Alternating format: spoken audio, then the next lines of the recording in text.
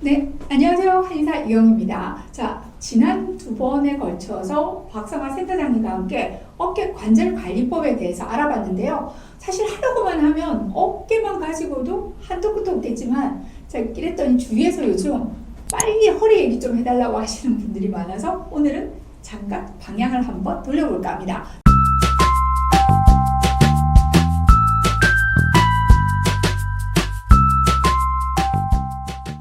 박성화 선생님 나와주셨습니다. 안녕하세요. 안녕하세요. CS 한방병원 스포츠재활센터장 박성화입니다. 네, 사실 병원을 찾는 통증 질환 중에 어떻게 보면 가장 많은 질환 중 하나가 바로 요통, 허리의 통증이겠죠. 자, 허리의 통증에는요, 근육의 문제, 디스크의 문제, 또 척추의 팽성, 병증 등 다양한 원인들이 있겠는데요. 자, 치료실에서 환자들을 볼 때 특히 집중하시는 문제가 뭘까요? 척추의 문제든 그 사이의 디스크나 허리 근육, 또 인대의 문제이든 가장 중요한 것은 염증에 대한 관리라고 할 수 있겠습니다. 진통 소염제나 침, 물리치료 등의 치료가 좋은 효과를 거두기 위해서는 염증을 일으키거나 또는 지속적으로 악화시키는 중요한 이유가 되는 잘못된 자세나 부정면, 그리고 약한 근력 등의 문제 등을 함께 해결해 주는 것이 중요하다고 생각합니다. 네네. 네, 한의사 입장에서도 정말 이 말씀에 동감하는 게요. 저희가 치료실에서 아무리 좋은 약과 또 침으로 치료를 해도 일상생활로 돌아가셔서 증상을 악화시켜서 오시는 경우가 정말 많거든요. 자, 보통 이런 분들이 가장 많이 하시는 말씀이 치료가 그때뿐이야 이렇게 말씀하세요. 자, 사실 방금 말씀하신 평소의 자세와 이런 것들이 잘 이루어져야지 치료 효과를 지속적으로 이어갈 수 있는 작용이라는 거 저 정말 공감이 됩니다. 그런데 진료실에서 환자들을 만나는 제 입장에서 보면 이 잘못된 약이 건강을 망치듯이 부적절한 운동치료가 부작용을 내는 경우가 간혹 있었습니다. 허리가 아프다는 공통점만 있으면 모두 똑같은 운동을 해서 효과적이라고 생각하시는 것 같아요. 네, 맞습니다. 이제부터 집중해 주시기 바랍니다. 허리 신전 같은 경우는 디스크 안에 있는 수액이 탈출되어 있는 상태에서 다시 반대쪽으로 이동하게, 중앙 쪽으로 이동하게 하는 메커니즘을 이용해서 하는 방법입니다. 맥켄지 운동이라고도 합니다. 허리는 원래 전망각이라고 하는 신전 상태를 유지해주는 것이 바른 자세라서 신전근들을 강하게 해주는 신전 운동이 유행한 운동인 건 맞습니다. 하지만 자기 허리 상태에 따라서 운동 방법이 달라져야 한다는 것이 제가 가장 말씀드리고 싶은 부분입니다. 이게 가장 중요합니다. 보통 영상에서는 허리가 안 좋거나 디스크가 있으신 분들도 그런 신전 운동이나 일부 사지의 움직임이 같이 들어간 운동들, 예를 들어서 버드독이나 데드벅 같은 운동들을 따라하게 되다가 오히려 증상이 악화되는 경우가 있거든요. 왜냐하면 디스크가 있더라도 중증 이상이신 분들이 허리 신전을 했을 때나 사지랑 같이 움직였을 때 통증이 증가하는 사례가 많습니다. 네, 맞습니다. 그리고 척추관 협착증이 있는 경우, 또 전방전이증이나 후방전이증이 있는 경우, 또 측만증이 있는 경우에도 이 같은 운동을 심하게 하면 안 되는 경우가 있습니다. 네, 방금 아주 중요한 말씀 해주신 것 같아요. 자, 정리해보자면 같은 디스크라고 해도 디스크의 탈출 정도에 따라서 또 신경도장의 정도에 따라서도 운동법이 단계적으로 달라져야 하는 거잖아요. 운동치료도 맞춤으로 하라. 정말 이거 중요합니다. 네. 여기에 덧붙여서 허리 신전을 할 때 특히 골반의 움직임도 주의를 하셔야 됩니다. 그래서 반드시 자기 허리 상태가 어떤 상태인가를 정확하게 진단을 먼저 받아야 합니다. 그리고 이에 적합한 맞춤형 운동법을 숙련된 물리치료사에게 조언받는 것이 중요하다고 생각합니다. 물론 꼭 필요하지만 누구나 기본적으로 해야 되는 운동법이 분명히 있을 거란 말이에요, 선생님. 네. 그렇죠? 그거에 대해서 한번 얘기를 나눠보면 어떨까 합니다. 네, 이런 운동이 실사용에서 훨씬 더 유용하다고 생각합니다.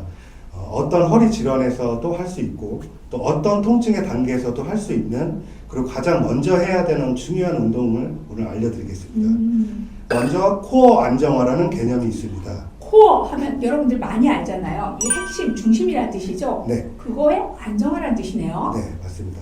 그래서 인체의 중심부는 복부와 골반이 됩니다. 네.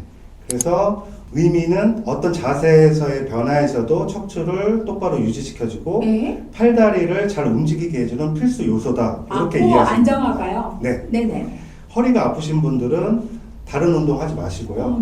코어 안정화 운동부터 하시면 아니 이것만 잘 하셔도 허리 통증을 상당 부분 개선시킬 수 있고 계속해서 통증 없이 생활이 가능할 것으로 생각합니다. 모든 허리 문제 이것만 하라 이렇게 말씀드릴 수 있는 거네요. 예, 네네네. 맞습니다. 코어 안정화에서 가장 기본이 되는 근육은 횡격막, 복행근, 골반저근, 다혈근 이렇게 4개의 근육입니다.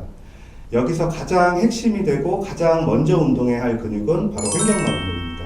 왜냐하면 이 횡격막 근육이 활성화가 된 다음에 복부 근육이 적용되기 때문에 바로 돼지고기에서 갈매기살이 또 이 부위이기도 합니다. 네, 보통 횡격막 하면 여러분 아시겠지만 복부와 가슴을 나누는 가로막이라고 이해를 하시면 되겠죠. 네, 맞습니다. 네네. 먼저 횡격막은 2가지 기능이 있습니다.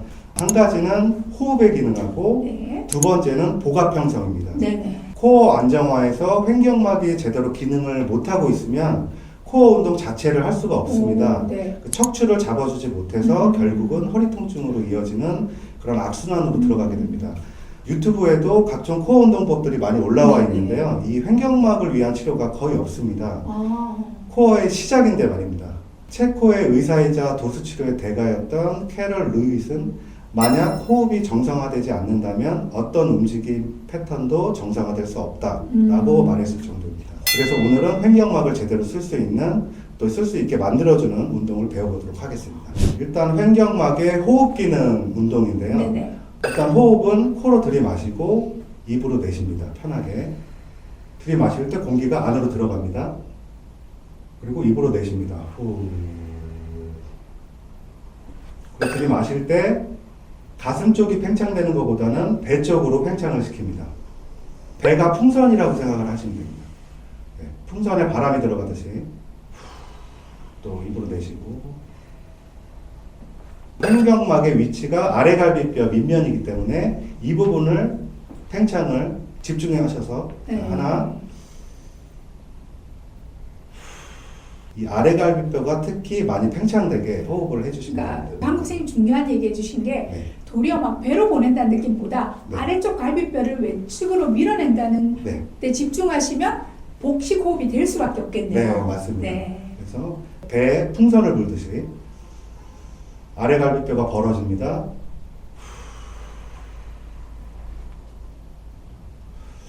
들어마시고 아래갈비뼈가 벌어집니다. 네. 이런 식으로. 네. 또 하다가 좀 주의할 점은 횡격막이 활성화되지 않는 분들은 가슴으로 호흡을 맞아요, 하기 때문에 맞아요. 이 가슴이 들썩거리게 됩니다. 네. 이렇게. 그래서 어깨가 올라가면서 호흡을 들이마시지 않게 그렇게 주의를 좀 해주시면 좋을 네. 것 같습니다. 두 번째 운동법은 복압 운동입니다. 이것은 누워서 하는 동작입니다. 무릎을 세우고 편안하게 눕습니다. 그리고 호흡을 코로 들이마시고 입으로 내쉽니다. 자, 이번에는 복압 운동을 할 때는 들이마실 때 배가 팽창하는 게 아니라 배가 팽창하지 못하도록 배 전체에 힘을 주는 것입니다. 자, 들이마실 때 배에 힘을 꽉 줍니다. 전체적으로. 이 힘을 주는 방법이 좀 어려우신 분들은 헛기침을 한번 해보시면 순간적으로 배에 힘이 들어가게 되는데요.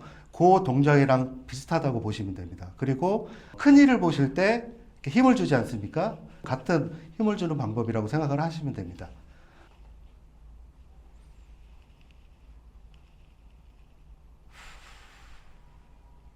자, 이 동작이 원활하게 되신다면 두 번째 단계로 들어갑니다. 뒤꿈치를 슬라이드 해줍니다. 번갈아 가면서.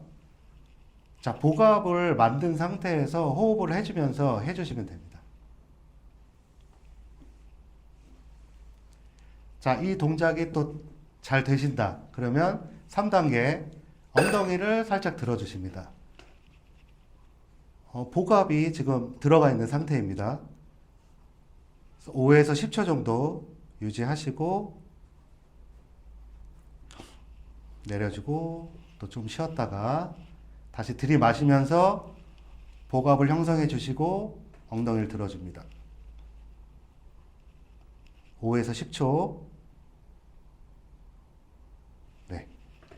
자, 이 동작이 잘 되시면 4단계로 넘어갑니다. 4단계는 무릎을 올려주시면 됩니다. 복압을 형성시켜주고 번갈아 가면서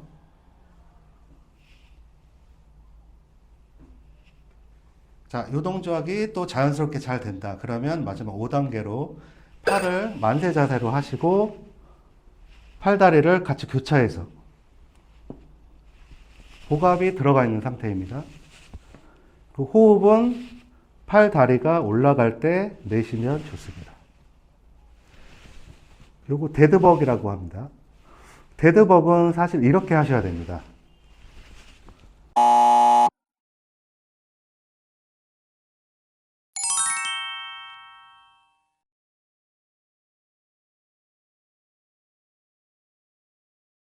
네, 자, 오늘도 역시 정말 허리에 중요한 운동법 해왔는데요. 자, 갈수록 기대되는 박성환 선생님의 셀프 운동 치료 교실. 네. 자, 다음 이 시간에 꼭 찾아와 주시기 바랍니다. 네, 감사합니다. 감사합니다.